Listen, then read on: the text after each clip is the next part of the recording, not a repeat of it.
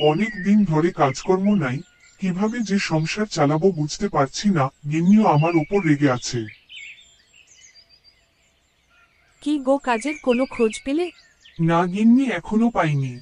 বাড়িতে বসে থাকলে কিভাবে কাজের সন্ধান পাবে? যাও বাইরে কাজের খোঁজ কর। ঠিক আছে, তুমি ভাত বাড়াও, আমি দেখি বাইরে খোঁজ করি কোনো কাজ পাওয়া যায় নাকি। সারাদিন তো শুধু খাও খাও করো, কাজের বেলায় তো ফাঁকা, যাও এখান থেকে।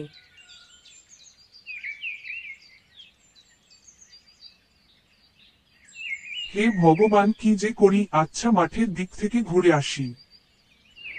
এদিকে মোড়লবাবুর গরুটা দুদিন ধরে অনাহারে থাকার জন্য সে খুব চিন্তিত ছিল।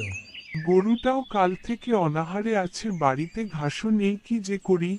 এদিকে বকা আসছে, দেখি ওকে জিজ্ঞাসা করে দেখি গরুটাকে চড়িয়ে এনে দেয় নাকি। ওহে বকা, দাঁড়াও তো একটু বাপু। হে মোড়ল বাবু, বলুন। বলছি কি, আমার গরুটা মাঠ থেকে চড়িয়ে এনে দিবে? গরুটা অনেকদিন ধরে অনাহারে আছে, এর জন্য তোকে 100 টাকা দিব। ঠিক আছে মোড়ল বাবু। এই যে সামনে বাধা আছে গরুটা। হে ভগবান, তুমি আজ রক্ষা করলে আমাকে, যাই গরুটি চড়িয়ে আনি। চলতো গরু ভাই, তোমাকে মাঠ থেকে চড়িয়ে আনি। গরুটা অনেকক্ষণ ধরে ঘাস খেতে থাকায় বোকা বিরক্ত হয়ে যায়। কতক্ষণ ধরে খাবে, আমার তো খিদে পেয়ে গেল। এটা গরু না রাক্ষস রে বাবা, কেন যে এলুম এদিকে আজ। এরপর বোকা রেগে গরুটাকে পিটানোর জন্য তেড়ে গেল।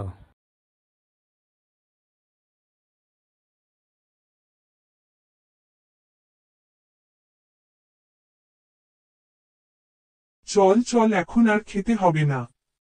ওরে বাবা রে, এই গরু তো পালাচ্ছে। ও গরু ভাই দাঁড়াও, না হলে মোড়ল বাবু আজ মেরে ফেলবে আমায়। হে ভগবান, এখন আমি কি যে করি। গরুটাকে এখন আমি কোথায় খুঁজবো, আর মোড়ল বাবুকে কি বলবো আজ। এদিকে বিকাল হয়ে গেল, কিন্তু বোকা গরু নিয়ে বাড়ি ফিরল না, তাই মোড়লবাবু বোকার বাড়িতে গেল। বকা, ও বকা, বাড়িতে আছিস? হে মোড়ল বাবু, আসুন। কই রে বকা, গরুটা চড়িয়ে এনেছিস? বলছি কি মোড়ল বাবু, গরুটাকে নিয়ে আমি বাড়ি ফিরছিলাম, কিন্তু গরুটা দৌড় মেরে পালিয়ে গেছে। কি বললি হতচ্ছাড়া, তুই আমার গরুটাকে হারিয়ে দিলি, দাঁড়া এখন তোর মাথা চটকাবো আমি। ওরে বাবা, এই বুড়ো মোড়ল আজ মেরে ফেলবে আমায়। যাক, পালাই এখান থেকে। কোথায় পালাবি, আজ তোর মাথা চটকাবো আমি।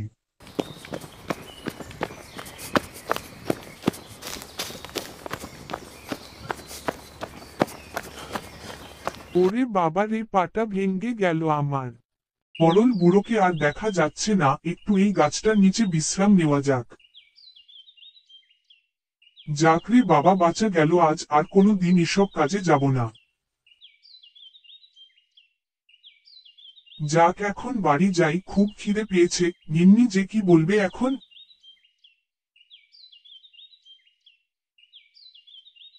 এরপর সন্ধ্যা নেমে আসায় বোকা বাড়ি ফিরল। মরল বাবু একটা কাজ দিল, সেটাও ঠিকমতো করতে পারলে না। গোটা দিন শুধু অপকর্ম করে বেড়াও, আলসে কোথাকার। কি করব, আমি তো গরুটাকে আনছিলাম, হঠাৎ গরুটা লাফিয়ে উঠে পালিয়ে গেল। তুমি তো একটা কাজও ঠিকমতো করতে পারো না। আচ্ছা, কিছু খেতে দাও তো এখনই, কাল দেখা যাবে। পান্তা ভাত খাও, ঘরে কিচ্ছু নেই। হায় ভগবান, এসব কি এখন খাওয়া যায়? মরে যাব তো আমি এসব খাবার খেয়ে। কাজের বেলায় তো অষ্টরম্ভা, সারাক্ষণ তো শুধু খাও খাও করো। যাও তুমি হাত মুখ ধুয়ে আসো, আমি একটু আসছি। যাই, হাত মুখ ধুয়ে এর আসি। পরের দিন আবার বোকা কাজ খোঁজার জন্য বাইরে বেরোলো। হে ভগবান, আজকে একটা কাজের ব্যবস্থা করে দাও। না হলে অনাহারে থাকতে তো হবেই, গিন্নির গালিও খেতে হবে।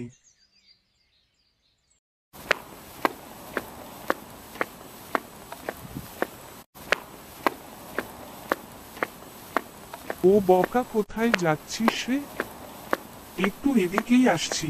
কেন খুড়ো, কিছু বলতে চাচ্ছ? আমাকে একটু ধানের চারাগুলি রোপণ করে দিবি? 5 কেজি চাল দিব। বাবারে বাবা, 5 কেজি চাল! সত্যিই ভগবান আজ বাঁচালে আমায়। ঠিক আছে খুড়ো। এরপর বোকা কাজ করতে লাগলো, কিন্তু রোদের প্রচণ্ড তাপে সে হাঁপিয়ে উঠল।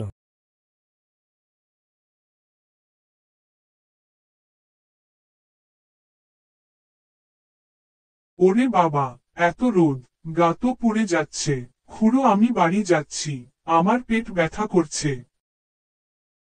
এত তাড়াতাড়ি হাঁপিয়ে গেলি রে বকা, আজ কিছু উপার্জন না করে বাড়ি গেলে তোর বউ ঝাঁটা দিয়ে পিটাবে তোকে। সেটা আমি বুঝবো, তুমি চুপ থাকো। যাই অন্য কোনো কাজ খুঁজি। এসব কাজ কি করা যায়? যা যা অকর্মা কোথাকার, আর কোনোদিন এসব ছেলেকে কাজে ডাক দিব না। এই গাছটার নিচে একটু বসা যাক। সামনে কি দেখছি আমি? একটা কুঠার পড়ে আছে, হয়তো কোনো কাঠুরিয়া এটা ভুল করে রেখে চলে গেছে। যদি আমি এই কুঠারটা দিয়ে গাছ কেটে বাজারে বিক্রি করি তাহলে কিন্তু অনেক টাকা উপার্জন করা যাবে। যাই হোক, এই গাছটায় কাটি। যখন এই বোকা গাছটাকে আঘাত করতে লাগলো তখন এই বোকার সামনে একটা ভূত এসে হাজির হলো।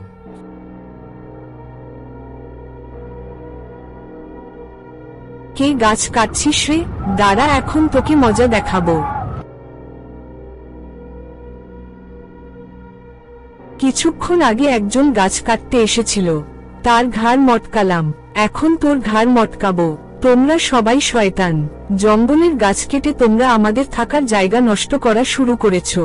মাফ করে দাও ডাইনি বুড়ি আমাকে, আমি আর গাছ কাটতে আসবো না। তুই আমাকে ডাইনে বললি? দাঁড়া, এখন তোকে মজা দেখাবো। ওরে বাবারে বাবা, পালাই এখান থেকে। বাঁচাও, বাঁচাও, কেউ আমাকে বাঁচাও। এখন বুঝতে পারছি কুঠারটা আসলো কোথা থেকে। কেউ বাঁচাও আমাকে। ওরে বাবারে বাবা, খুব জোরে দৌড়াতে পারি বলে ডাইনের হাত থেকে বাঁচা গেল আজ। আর কোনোদিন ঘর থেকেই বেরোবো না। গিন্নি ও গিন্নি কোথায় আছো? দাঁড়াও একটু, কি হলো, চিৎকার করছো কেন? এক গ্লাস জল দাও আগে। আজকে কি কোনো কাজ করলে? তুমি তো বাড়ি আসলেই শুধু কাজ কাজ করো। বাবারে বাবা, তোমাকে তো একটু বলাও যায় না। আজকে একটুর জন্য বাঁচলাম। জঙ্গলে গাছ কাটতে গেছিলাম, একটা ডাইনি আমার পিছু নিয়েছিল। হায় সর্বনাশ, তার মানে তুমি আজকেও কাজ করনি? দাঁড়াও, তোমাকে ঝাঁটা দিয়ে না পেটালে তুমি সোজা হবে না। ওরে বাবারে, এ তো আরো বড় ডাইনি রে। চল পালা এখান থেকে। এরপর সন্ধ্যা নেমে আসলো এবং বোকা হাঁটতে হাঁটতে জঙ্গলের দিকে গেল। আর কোনোদিন বাড়ি যাব না। থাকুক গিন্নি একা বাড়িতে। বাড়ি গেলেই শুধু ক্যাচ ক্যাচ করে। এদিকে জঙ্গলেই থাকবো, ভাগ্যে যা আছে দেখা যাবে। ভগবান শুধু ভূতের হাত থেকে আমাকে রক্ষা করো। কিন্তু জঙ্গলের মাঝপথে বোকা এক রাজাকে দেখতে পেল। সে খুব আর্তনাদ করছিল। কেউ বাঁচাও আমাকে। কে কোথায় আছো, একটু সাহায্য করো আমায়। কেউ বাঁচাও আমাকে। কে কোথায় আছো, একটু সাহায্য করো আমায়। এ তো নিশ্চয়ই কোনো রাজা মহারাজা হবে। জিজ্ঞাসা করে দেখি তো কি হয়েছে। কি হয়েছে বাবু আপনার? আমাকে সাহায্য করো বাবা একটু। আমার সেনাপতির সাথে জঙ্গলে শিকার করতে আসছিলাম, কিন্তু সে আমাকে মেরে আমার ঘোড়া নিয়ে পালিয়েছে। আচ্ছা, আপনাকে কিভাবে সাহায্য করতে পারি আমি? আমি বিলাসপুর রাজ্যের মহারাজা। আমাকে আমার রাজ্যে পৌঁছে দিলে তোমাকে অনেক পুরস্কার দেব। ঠিক আছে মহারাজ, চলুন।